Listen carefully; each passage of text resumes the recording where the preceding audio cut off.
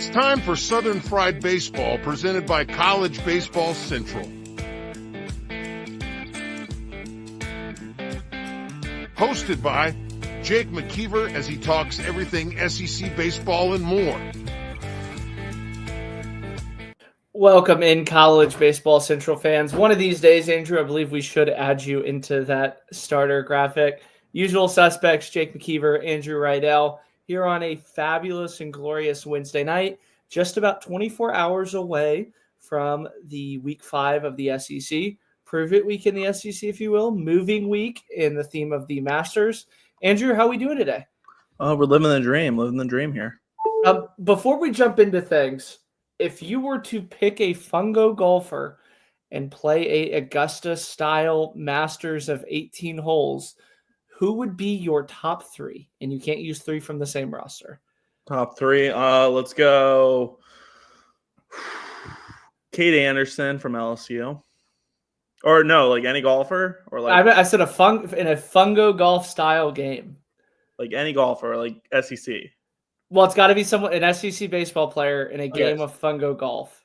Kate Anderson, LSU. We'll go.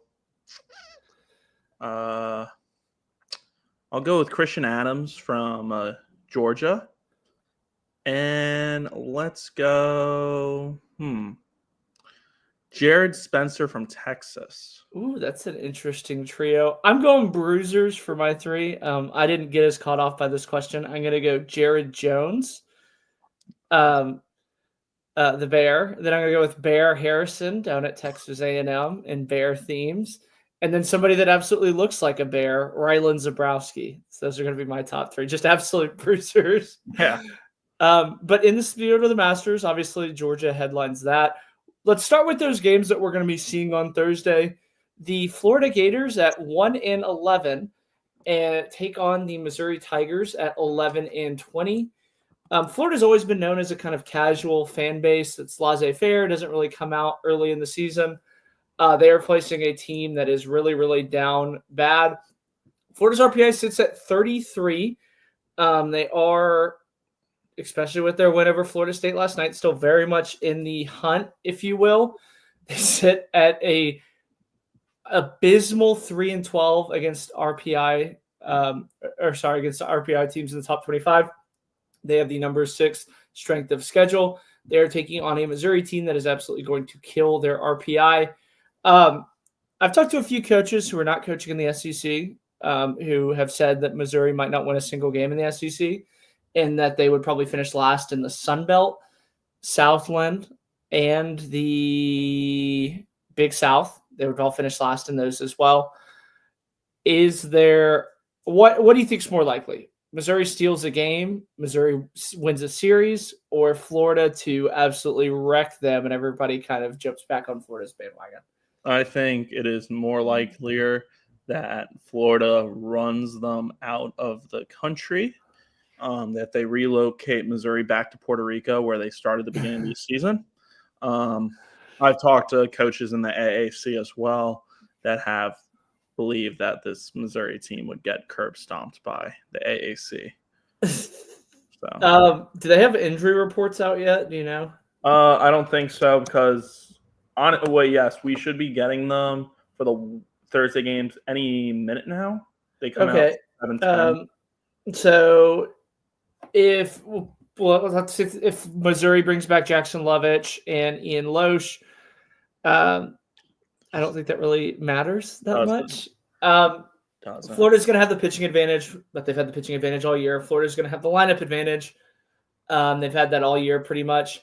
Do their midweeks against Florida State give you a little bit of hope that there is something still alive with this team? Or do you think it's already officially killed the Florida Gators season? I don't think it's killed the Florida Gators season yet because I watched them play against FSU every time, and it feels like they should have went 3-0 against FSU.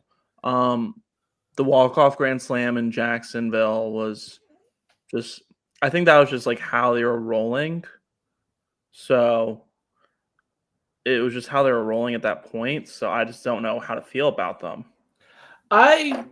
Every part of me is saying don't pick Florida Gators, don't pick Florida Gators, don't pick Florida Gators, but there's still so much talent. They're still so well coached. They didn't panic last year in the face of this. No. That's what makes me think that they're going to turn it around. I mean, they've never missed the tournament under Kevin O'Sullivan. When I was at DBU on Sunday, they had an interesting stat because DBU's top 5 in the country for average wins in the last 10 years. Florida and LSU are 1 and 2. So Florida's been arguably one of the best programs in the country. Not even arguably. They have an argument to be the best program of the last 10 or 15 years. I could kind of see them getting rolling again here. We won't spend too much time on them because, like we said, I actually didn't pick Florida to sweep. Did you pick Florida to sweep? Yeah, I think I did. I think Missouri steals 1. I'm not sure where. Maybe a Saturday split. Well, we're going to assume it's Peterson, King, and then bullpen Sunday. Yes. I do want to double check something because I believe that this is going to be true, but I do want to fact check myself. I believe Florida was the last team to lose a series to Missouri in the SEC. I'm pretty sure you're right. We swept at Missouri last year, didn't they? Yes, that is correct. Missouri took a game from LSU last year. Yes, April 5th, they swept Missouri. I think 23, they were pretty decent, so there's probably a lot of teams. So the last, again, so maybe it's just their kryptonite. The last non-Florida team to lose was Georgia, May 13th of 2023, for reference. It's going to be really interesting. Some of these teams down at the bottom, you talk about hot seats. There's no hot seat with Kevin O'Sullivan. No, there's no such thing as a hot seat for him. You let him figure it out. You kind of, if there ever is a hot seat, it's kind of how we see it with like John Calipari at Kentucky last year in basketball, where you kind of see if he takes money elsewhere to go play in that dog pile. I don't think Kevin O'Sullivan should ever be in the hot seat in Florida because of what he's done there. So, yeah. We'll move on to the game that I'm actually going to be at. The Texas A&M Aggies at 17-15 will take on the 20-14 South Carolina Gamecocks. I did have an interesting stat from our buddy Ryan Browninger. Texas A&M has now had 104 runs in their last 9 games, and that includes a game that they were run ruled and no hit in. Coach Michael mentioned it on Wednesday when I talked to him that he said he really felt like the season turned around after that Corpus Christi midweek, the Houston Christian midweek. They've looked really good since then. They really, they were in both of those games against Kentucky. I'm going to say something. They feel like a completely different team than the one that I saw in Houston. The one in Houston was very tense. Like they didn't have any trust in any of their bullpen guys. Granted, it was Sam Houston, so that's something that I got to track over the weekend. Yeah. But they were incredibly loose in a good way. Like they're having fun again. Yeah, I saw Michael Early's interviews last night that you guys were posting, and he sounded like very more relaxed. Like we saw in the Kentucky series, both games they dropped there. Yeah, the Sunday one was tense because of the whole travel curfew, but it seems like even in his interviews, he seemed tense at times. It seemed like lately he's just been looser, and it's been coming back onto the guys, and they've been playing looser, and they've obviously been playing much better ball. Yeah, and I think that's kind of radiating off this team too as well. I don't know if it's something where the players are starting to have better approaches at the plate, and Michael Early feels more comfortable, or if Michael Early feels more comfortable and it helps the players radiate. Yeah. I'll say this. This time last year, Josh Stewart really didn't pitch a ton, and he was instrumental on their run to Omaha.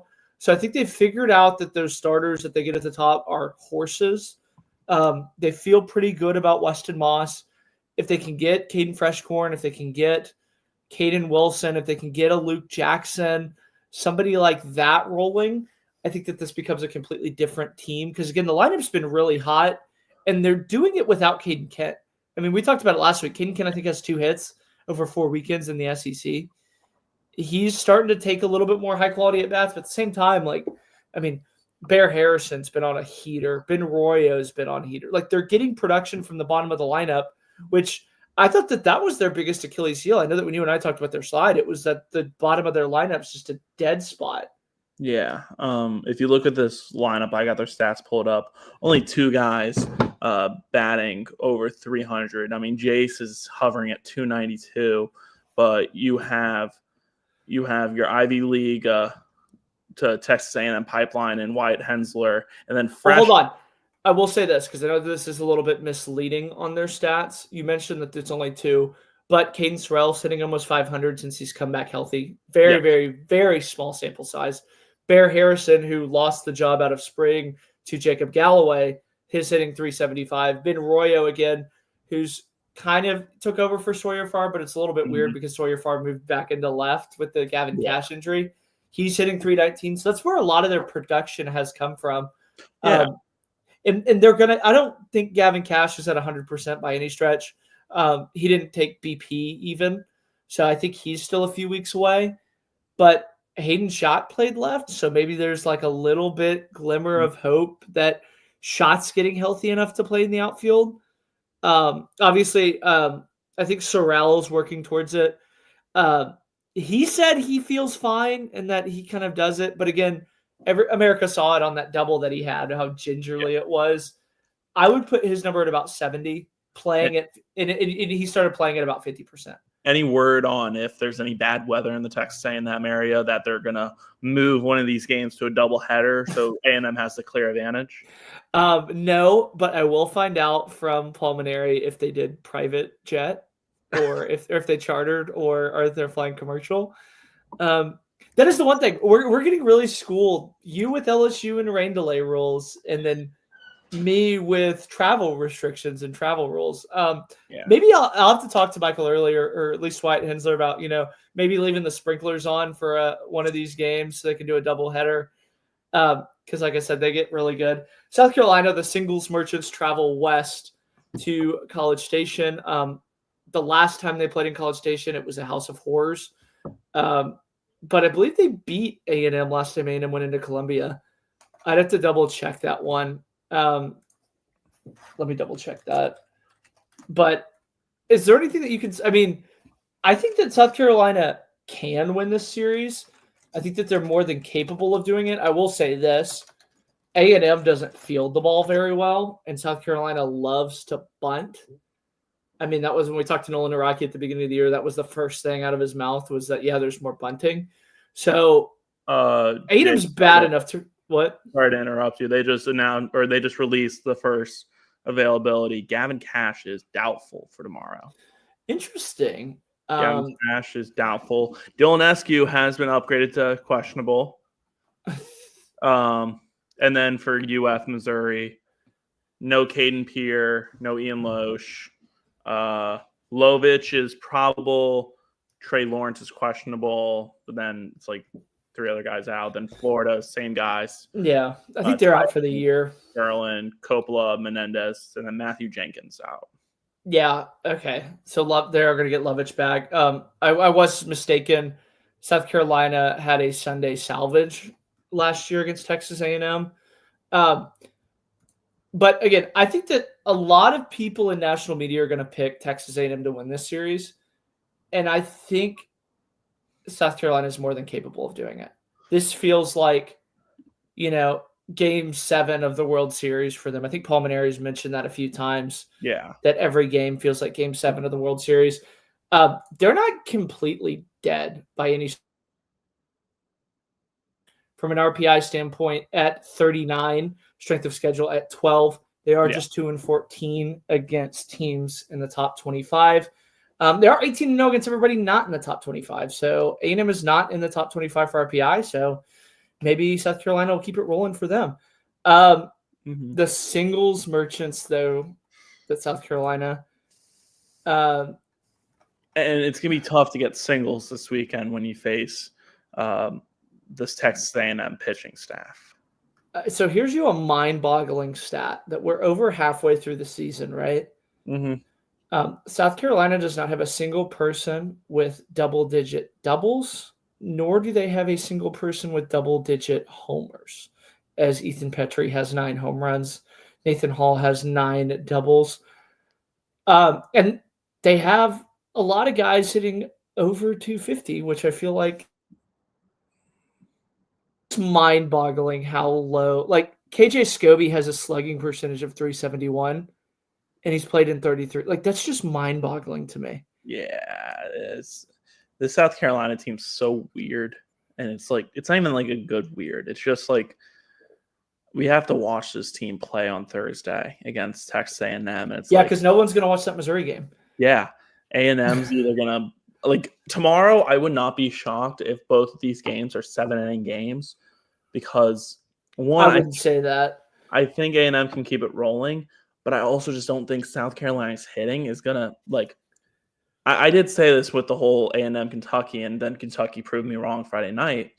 I just don't think that the South Carolina hitting's gonna really do any damage against Prager. Prager has been bad the last few weeks. Yeah. Which, as a pitcher, you're probably like, oh, he's due for a good. He's vulnerable.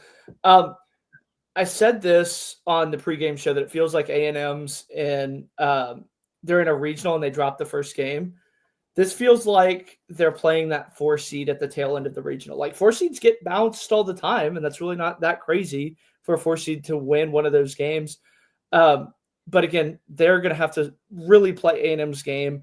A&M probably should have beat Bama, probably should have beat Kentucky on paper. So they've lost games on paper before, but again, A&M's going to really have to just kind of hone in here. I agree. Here, Andrew, I'm going to drop for a second. My computer's messing up. Would you mind just doing the next game here? Yeah. Okay. Riding solo here. We're not going to do that one yet. Next one we're going to go into is Mississippi State is heading to Alabama. That's the start of the Friday series. Mississippi State coming in, they are winners of their last series against South Carolina. Alabama dropped that series to Auburn. It's kind of prove it for Alabama to see that if they're not frauds or not. And then Mississippi State, it feels like they're still on life support a little, to see if they really are going to go just in the gutter in the SEC, or if they have a fighting chance to compete. Mississippi State did take their midweek against UAB, and UAB is not a bad AAC squad. Alabama, I didn't really look at their midweek from last night, if they even had one. Alabama played Southern Miss, and they came back and won that game 10-6. I think this is going to be a good series. I don't think Alabama sweeps them. I think that Friday night game, Zane Adams against Pico Cone on Friday night, that's going to be really good pitching. It's going to be if Mississippi State's bats can have good at-bats, get quick out of the game like Auburn did. They just ambushed him last game. And then it's really Saturday and Sunday is up to toss for Mississippi State's pitching. Alabama's pitching, I think Alabama pitching has the upper hand on Saturday and Sunday. I think the lineup's got the upper hand. I think bullpen upper hand, Alabama. I have Alabama taking 2 out of 3, but I'm really interested to see more guys stepping up for this Alabama team, and more people seeing how this Alabama team bounces back after losing 2 out of 3 to Auburn, especially an in-state rival. Some guys, I really think Richie Bonamolo Jr., I really think he's been having a lot of success lately. Obviously, you can't talk about this Alabama team without mentioning Justin LeBron. He's hitting 343. He's probably the Golden Spikes front runner outside of the Lodace cousins and Florida State and Georgia Tech. Cade Snell has been phenomenal as well for this Alabama team. But I'm also looking to pitching. I mean, Riley Quigg, Zane Adams, Bobby Alcock. Bobby Alcock hasn't been the greatest his last couple outings since he shoved against A&M. Since he shoved against A&M. And Jake's back. Sorry about that. I was you're good. experiencing some technical difficulties. My screen just like completely went black, so I could hear you talk, but I couldn't see myself, and it was driving me nuts. As I couldn't actually remember every single thing off the top of my head. I do have some notes here. Which games did you get through? I just started yapping about Mississippi State and Alabama. Yes, that one's gonna be in Tuscaloosa. We don't have an injury report on them if we don't know if they're gonna bring back Riley Quick just yet. Not yet. Okay. State's gonna have Pico Khan, and then from there they're gonna have to have somebody step up like they've had happen in the last few weekends. Mm-hmm. For as boring as Mississippi State is, I know this sounds really bad, but when I watched them play against South Carolina, I was like, oh, they're actually not as boring as I thought. Like they have a few pieces that I think are really starting to kind of turn the corner. Ace Reese, who will be back next year. I know that. Well, let me phrase that. He is not going to the draft next year. Yes. I've seen a few State fans kind of mention like, hey, are we going to get Ace Reese back? And who knows what these portal kids go through their heads. Yeah, I mean, we're seeing kids go back and forth from schools. Literally, I forgot what the basketball kid's name, but he transferred from South Carolina to Ohio State, back to South Carolina, back to Ohio State. So it's a whirlwind. Yeah, and he was at Houston last year. He is from Texas, but he's from East Texas, so I think he's probably closer to Mississippi State than like Texas for reference. But he's been an incredible talent for them. But he was a really big portal addition from them. A few of their guys have kind of cooled off from their red hot heaters that they were on at the start of the year too, as well. Nolan Sullivan's still hitting the ball extremely, extremely well. Bryce Chance has kind of returned to kind of normal, if you will.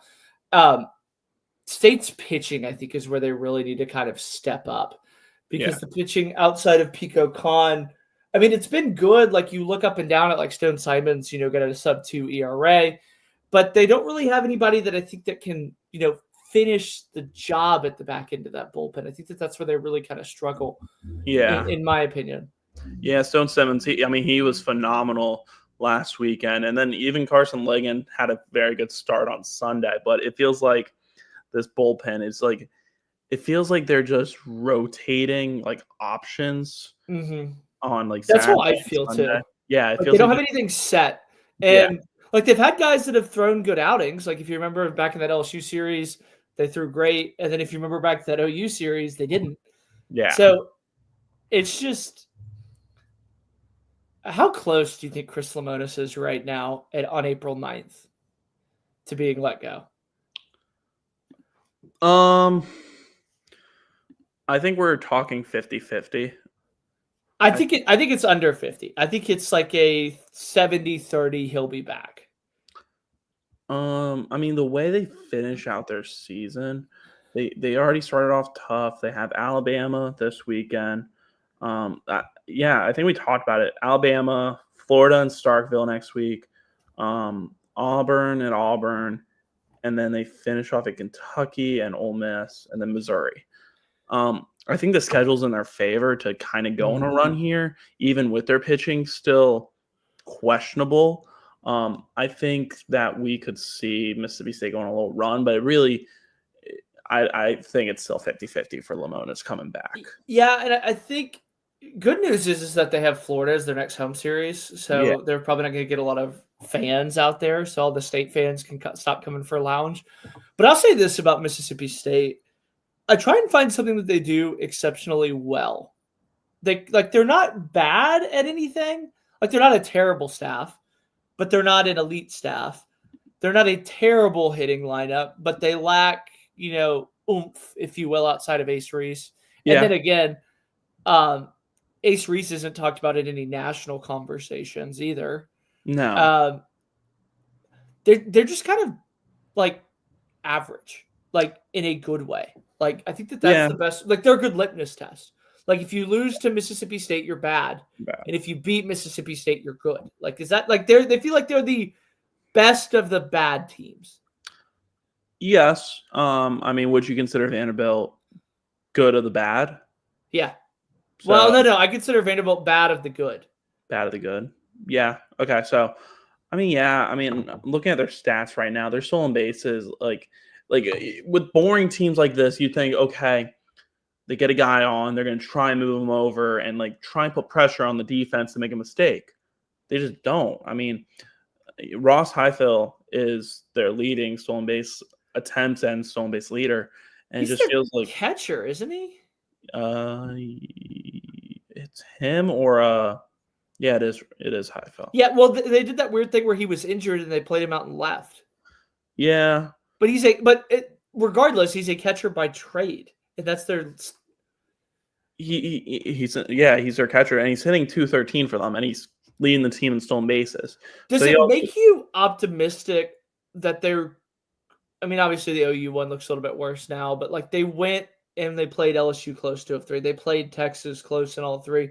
Does it make you feel like they're close to clicking because they're in so many of these tight games, or do you think it's LSU kind of sleepwalking through these, Texas not really ever going on the road, and that's their first time on the road in the SEC? Like, which one do you think it more is? I think it was more of LSU was playing a game at midnight when they were expecting to play at 2 p.m. and then 6 p.m. and then that was on Saturday. Friday and Saturday. Both they started 9:30 and they're playing late games.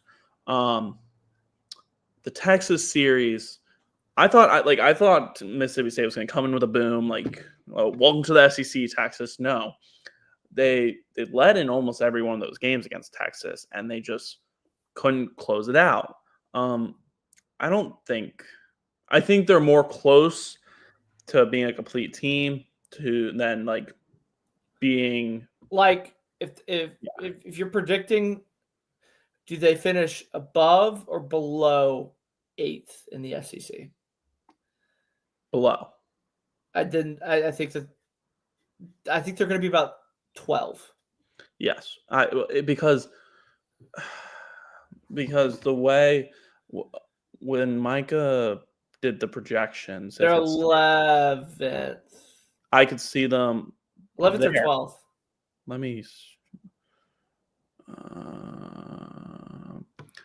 Okay, they are 12. They would play A&M game 1. They're tied with A&M. Florida's below them, and I don't believe that Florida will stay at 15. South Carolina's 14. Kentucky's 11. Who's 10? Oklahoma. They already lost the series to Oklahoma. Mm-hmm. Vanderbilt is 7. So, like, I don't believe Vanderbilt's going to stay at 7. I think, I think Oklahoma or A&M finds that. I don't know if it's too late for even A&M. I don't know. We'll find out this weekend. But yeah, I don't think they'll get the first game bye. I think we all picked Alabama to win the series, right? Yeah, we should have. I don't think anybody did. Let me double check.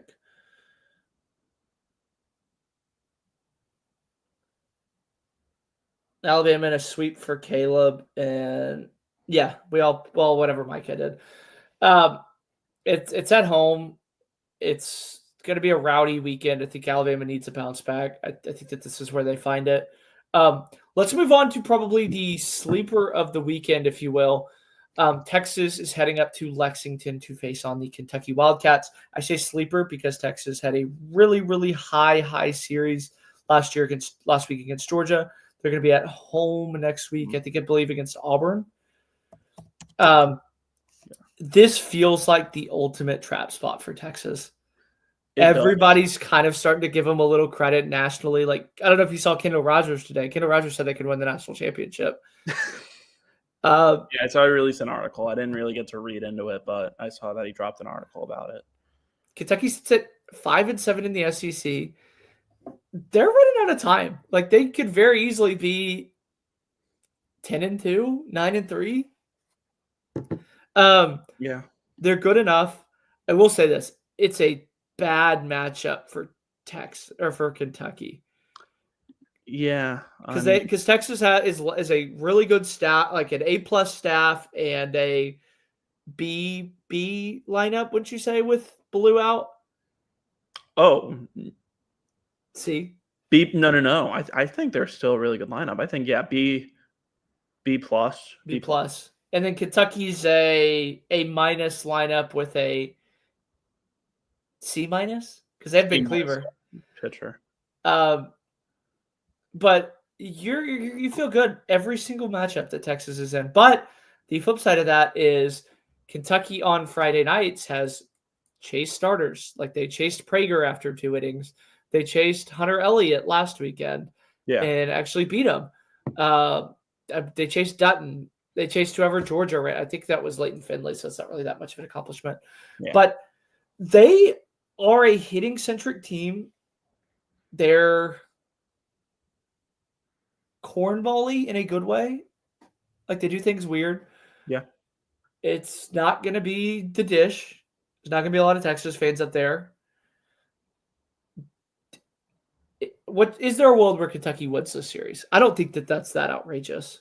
I don't think it's that outrageous, but I think a lot of stuff has to go their way, especially pitching. Mm-hmm.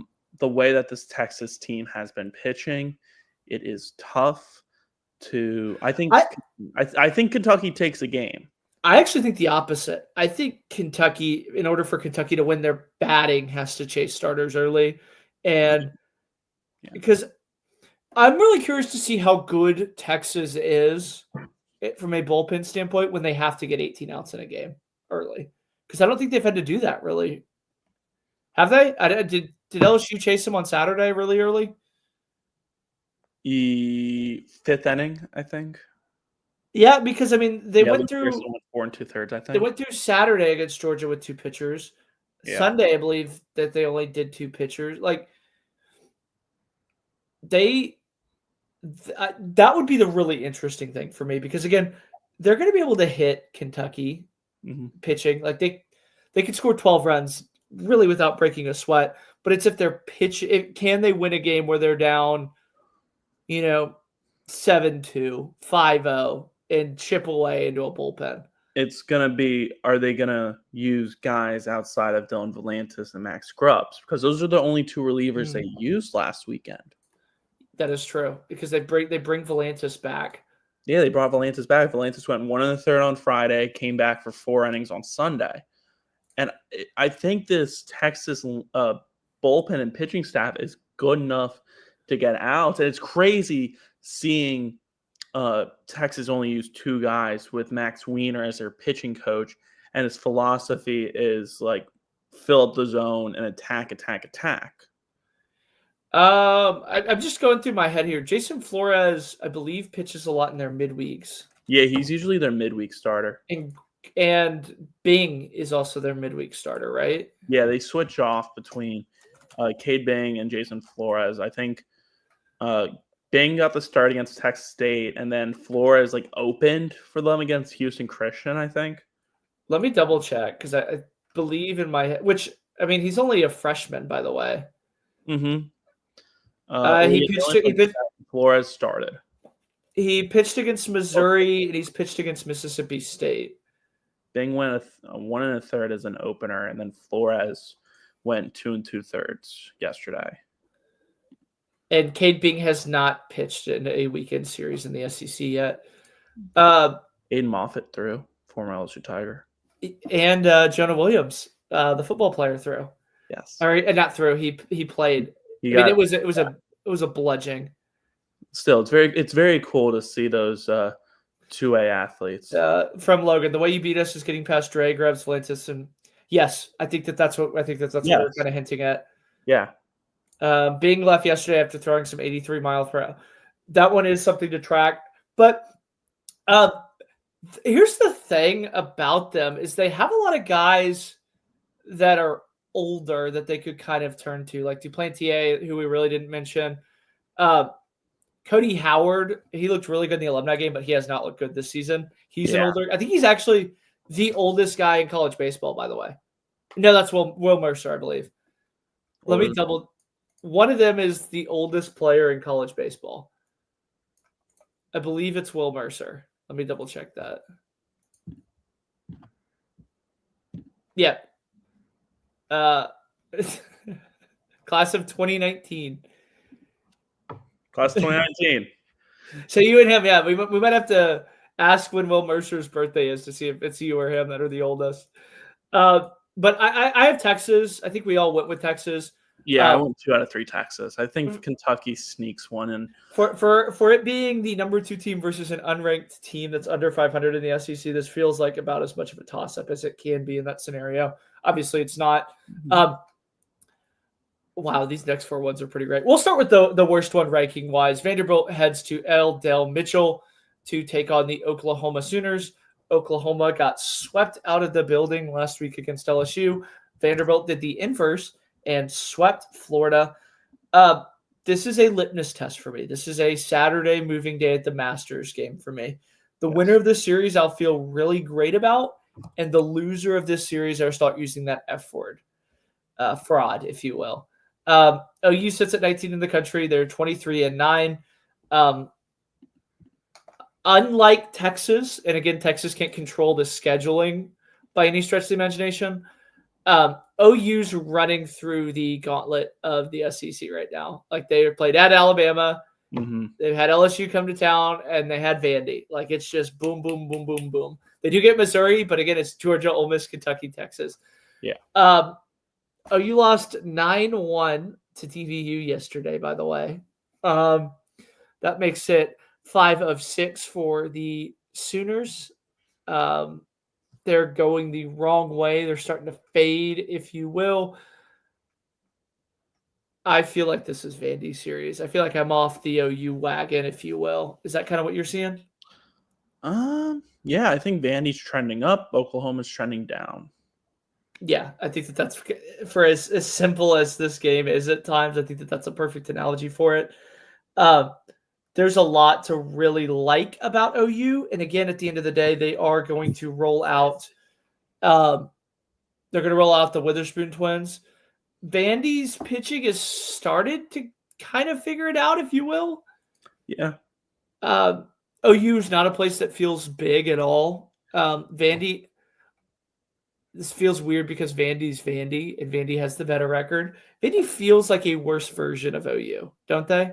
Yeah, this is like I was looking at the logos, and I felt like I was just like, I'm like, these two teams are like identical to each other. Like, looking at stats, I mean, both qualified starters for both teams. So for Oklahoma, it's the Witherspoon twins, and then for Vandy, it's J.D. Thompson and Cody Boker. J.D. Thompson, 4.10 ERA, Cody Boker, 2.68 ERA. Kyson Witherspoon, 2.40 ERA. Malachi Witherspoon, 5.06 ERA. And Malachi and JD are both better than their ERAs show. I should say that. Yes. Yeah, that's what I was alluding to. It feels like both of those guys. Malachi didn't throw that bad against LSU, in my opinion. I think this is a perfect test for him. He'll go Sunday, from what I've heard, and I'm expecting a Cade Crossland on Saturday again. I would like that. I feel like, too, OU's bullpen feels deeper, but Vandy's feels more top-heavy. Yes. And it's Tim Corbin also being a little pull happy. I guess that's the word. He has a short leash. He has a short leash with some of his pitchers. So if he doesn't like the situation that some of his guys are in, he goes very quickly to Sawyer Hawks. Sawyer Hawks, England Bryan, Brendan Sieber, Tommy O'Rourke. He goes to those guys very quick. And the lineup's kind of starting to figure it out a little bit, too, as well. They've worked in a few freshmen. Brody's kind of going at times those freshman lumps. I really like Vandy this weekend. I agree. You agree? Let me see. I wonder if I agreed. I actually did not agree. I said that. I said OU. I said OU too. I kind of want to change that. The more that I kind of dug into it. X factors for that series. I don't think we have it once for OU, did we? No, I think we might have forgotten that one. Jackson Willits, I think for OU is going to be their X factor. Oh yeah. You said. I think cheating. Is it cheating to go with RJ Austin for Vandy? No. I said Willits, by the way. Yeah, you said Jackson Willits, and we just didn't name one for Vandy. Let's go Colin Barcy. I like that. the big man behind the plate. Then pick your poison with these next three in the SEC. I'll go with the one that intrigues me the most: Tennessee at 9-3, newly 9-3, heads to Ole Miss and Oxford to take on the number 6 Rebels, who are 8-4 in the SEC, coming off a series victory at Kentucky. I said it on Monday. I saw a lot of Ole Miss fans saying, "Oh, if we're the number 6 team in the country, like there's just not that many good teams." I feel like every time Ole Miss gets ranked, nobody ever gives them enough credit for being how good they are. Yeah, I think they've played very well, but I've also think that they're I don't think they're right about the good teams. I think they've been winning enough games against good teams that they can steadily climb up the rankings without anyone noticing really.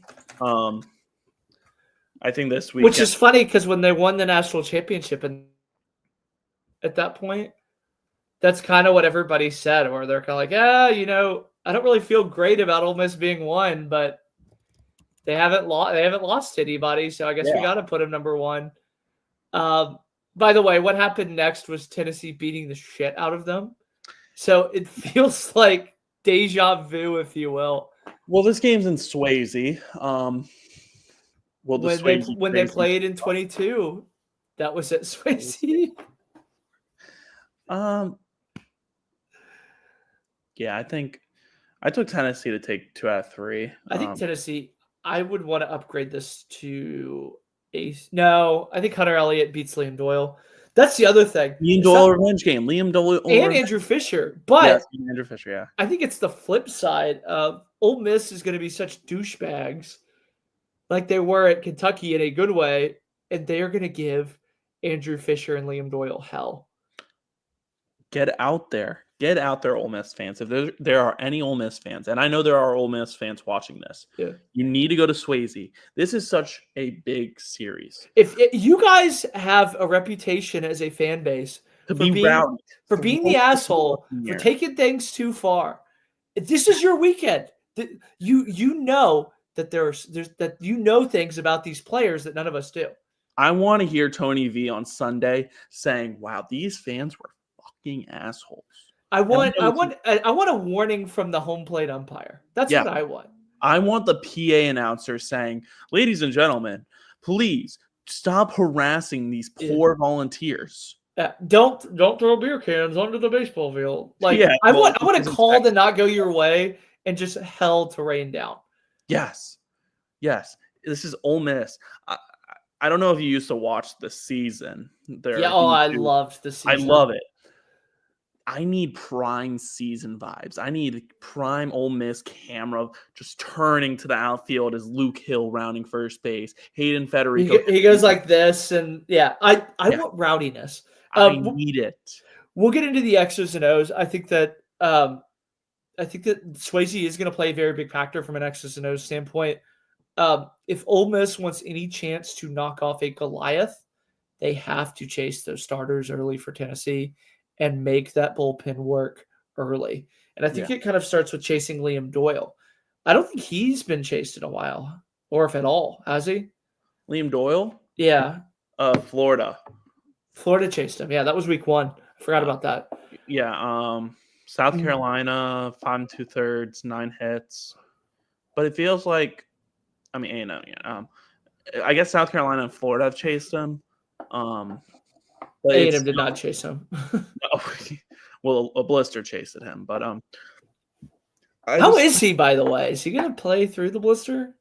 Yeah, from what I heard, and then what from Sam said, from what I heard, it was like a minor thing. He could have went back out there, but they played it safe. Mm-hmm. And then Sam said that he was fine, and he wanted to go back out there. So they were also up 10-0, so let him finish it out. Just pull him. I think it's if Tennessee's just got to get back to normal. Maybe getting away to Knoxville will be a little bit good for them. Go on the road, get rolling, because that's kind of where everybody kind of. It feels so weird to say because they're defending national champions, but it feels like they got on everybody's radar when they went into Houston and just dominated. I feel like the same thing could happen for Ole Miss this weekend. for Tennessee this weekend. Yeah, I need a bounce back start from Marcus Phillips. Marcus Phillips bounce back. Your boy, your shortstop, I think he needs a little bit of a bounce back game too as well. He didn't really look that crisp in the field. I mean, he hasn't looked crisp off the bat either. So yeah, but he's a glove first guy, and he's getting too cute with it. I think he's always been cute with it. I liked him better when he was just that arrogant guy with the cannon across the diamond, and he kind of got away from that. Got too much swag, take away the sweat sleeves, if you will. Yeah. Tennessee rolls. I think they take 2 of 3. I take 2 out of 3. I think. I think I agree with you. I think Elliott shoves tomorrow or Friday, and yeah. One of the best series of the weekend, not the best series, just because we'll leave that one for last. The LSU Tigers are heading up to Plainsman Park to take on the Auburn Tigers, War Eagles, Plainsman, whatever you will. Auburn sits at 23-10, 6-6 in the SEC. LSU sits at 31-3 and 10-2. LSU avoided disaster and took that midweek. Auburn beat Georgia Tech. Auburn after that weekend at Alabama, that Georgia weekend feels like it's a distant memory. We've said it all year. We doubted Auburn, and they've kind of made us eat our crow. I think LSU exposes them. I'm going to be honest with you. I think LSU flexes their strength, flexes the lineup, if you will. Yeah. And I think that they dominate this series. This feels like a Jay Johnson masterclass. Well, General Jay Johnson is preparing to head over to Auburn. I did ask for a little bit of consistency. So are the players colonels? Because I noticed that Bear was considered General Jones. So we need a ruling on the structure, if you will. Yeah. So are the fans like lieutenants? The fans got to be like privates or something. Privates? Colonel. Yeah, I don't know. Colonel Bear Jones. That'd be dope. Colonel Bear. I think I'm a sergeant. Is what I've self-appointed myself. But it's Cade Anderson. It's Anthony Ianson. Dare I say Chase Shores is figuring it out, which is menacing if you're an opposing team. So I'm expecting Auburn to keep the rotation the same. We're not going to see Chatterton on Sunday. From what I've heard, even how shaky Andreas Alvarez's outing was, they really liked him as like an opener there. I think they're going to go with another kind of back-to-back bullpen game, try and get longevity out of some guys. But I just think LSU pitching has such a much bigger upper hand. It's bigger, it's deeper. And it's even like, Cade went. They did the same thing that Texas did. They only used like 5 pitchers last weekend, and they didn't bring anyone back from Friday to Sunday. I think even yesterday with William Schmidt throwing, I think we're going to see a lot more guys throw. Guidry watch might be coming to an end this weekend. From what we've heard, it might not be. Yeah, there's conflicting reports. Well, yeah, we've heard Jay Johnson say, and the conflicting reports is Jay Johnson himself. It's Jay Johnson. So the flip side of that is, there is something to be said about making the opponent scout Guidry. I mean, he's not any different. I mean, what? He's a little paler than last year. But if you know he's not going to play, you don't have to do the scouting report. So maybe Jay Johnson hates trees and hates the environment, so he wants these opposing teams to print in their binders a scouting report on Gavin Guidry. Have we thought about that? That, there's a lot of oil money at LSU. There's a lot of underrated oil money that no one ever talks about. Everybody always talks about the Texas schools. Maybe Jay's playing his donor base a little. But yeah, I mean, it's also, he's making them also print out all these pitchers' names as well. If he's only going to use the same 5, if he's going to use Cade Anderson, Anthony Ianson, Chase Shores, Zach Cowan, and Kason Evans, you are printing Cooper Williams, who's been phenomenal lefty, freshman. You're using all these other guys. Cade Woods hasn't thrown since, I think, like week 2. Grant Fontenot hasn't thrown since the Omaha, Nebraska series. Michael Braswell. Yeah, Michael Braswell. Like, no offense to like Mikey Ryan and Mick Paul, they're not going to see at bats. Like you're wasting all this paper. That is true. Yeah. That would be absolutely. Which, by the way, I think you were the one that told me that they might get Braswell an inning. I wouldn't be shocked. I would not be shocked if it happens this weekend or on a midweek. Don't credit me, but all right, you taking the Purple Tigers or the Orange Tigers? I am obviously taking the Purple Tigers. I really like the Purple Tigers too as well. I just think they're so much deeper. I like Auburn's lineup.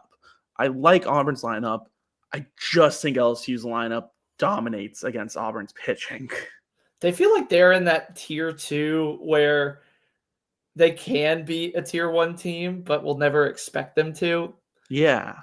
Yeah, Bama's what, tier 2? I think they're tier 1 at this point.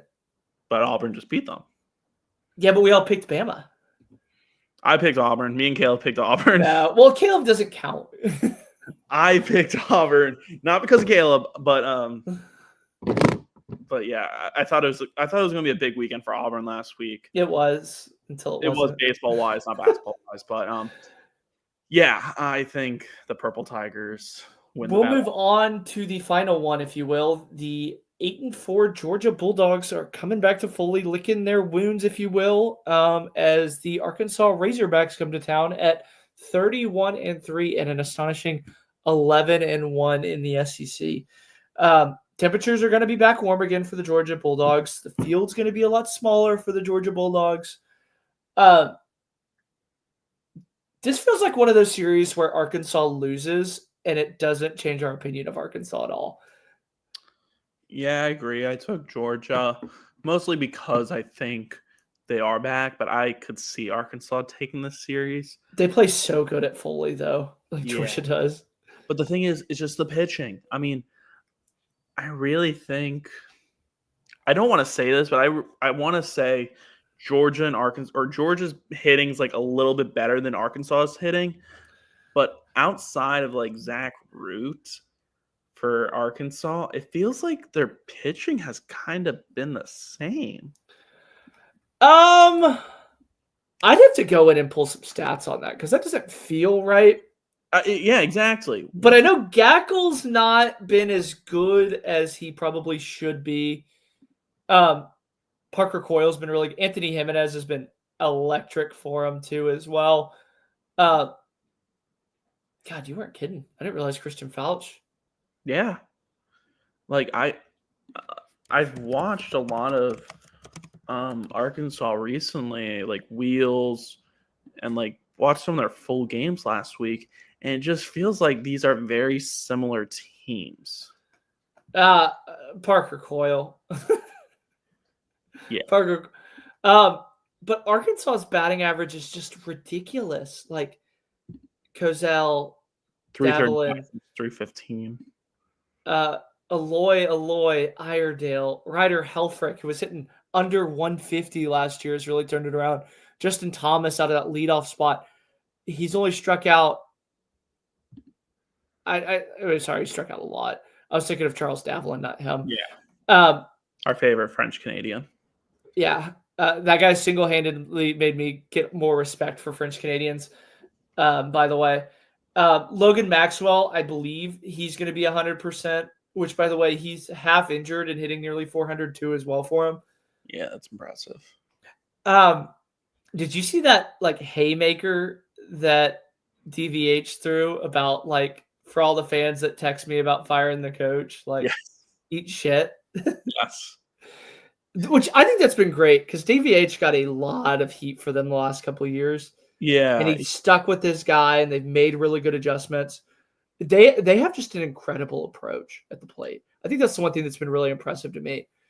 They do. And I feel like we say this every week now, but people were really worried about this offense. I mean, it's just 1 through 9. It feels like even when Nolan Souza gets in the box, it feels like anyone that lineup can do constant damage. Here's the thing about Nolan Souza too, is that he had a really, really good spring, in that winter practice, and every single person that I talked to around the Arkansas program mentioned Souza. They're like, Souza. Yeah. So I think he eventually figures it out. I think he's too talented. It'll be interesting to see kind of how they do it. Obviously, DVH is with them a lot more than we are, but do you move Eloy Jr., if you will, to second base and have Souza DH? There's a lot of versatility. Maxwell DHing too with his injury. It's a good lineup. It's a scary lineup. We talked about it with South Carolina. Do you know how many people Arkansas has with double-digit home runs? 3.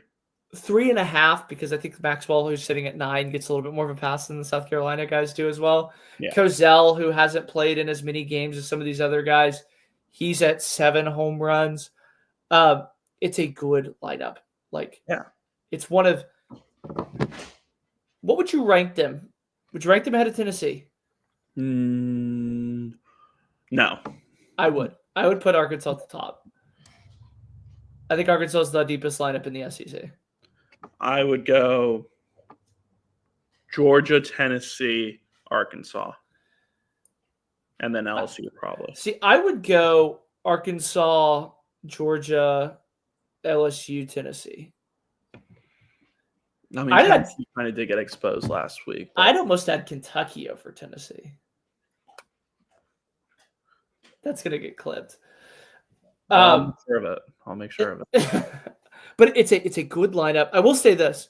Georgia, I got to see them, and I was sitting like 3 rows up. They are big.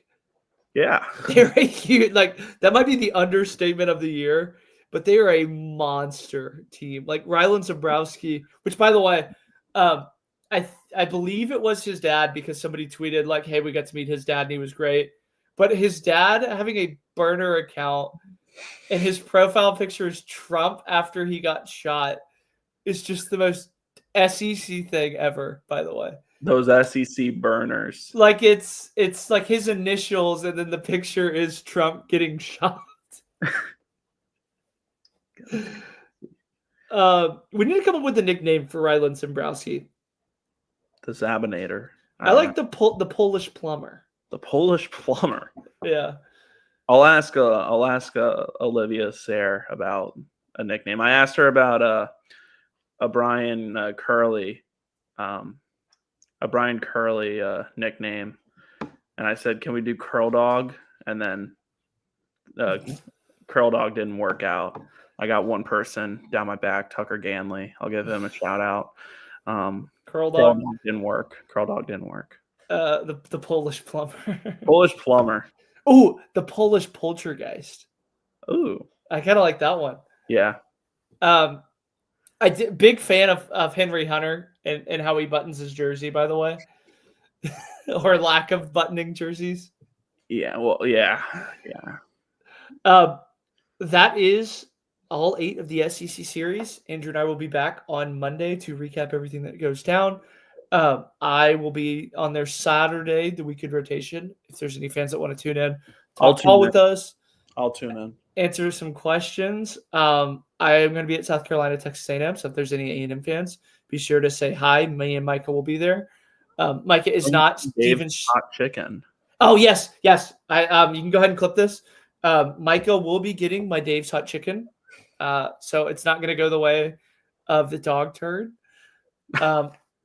I am incredibly nervous because I think I told you this, Andrew, in private, that I had to throw out the medium because it was too hot for me. So I wish I can drive to A&M just to try this with you. Is there a Dave's in Baton Rouge? There might be. My buddy was telling me this when we were talking about. Let me see. There's got to be one in New Orleans. No, there's not one in New Orleans. There's Bayou Hot Wings. There's hot food in New Orleans that I can. I'll say something in the next week and eat my words.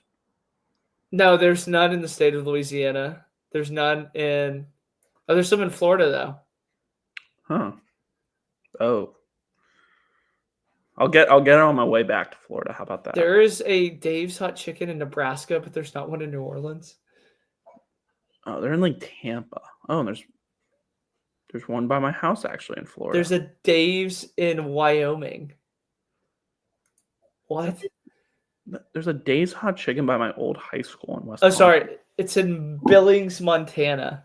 That's Shout out. perfect. That's so random. But thanks everybody for tuning in. We'll see everybody back here on Monday.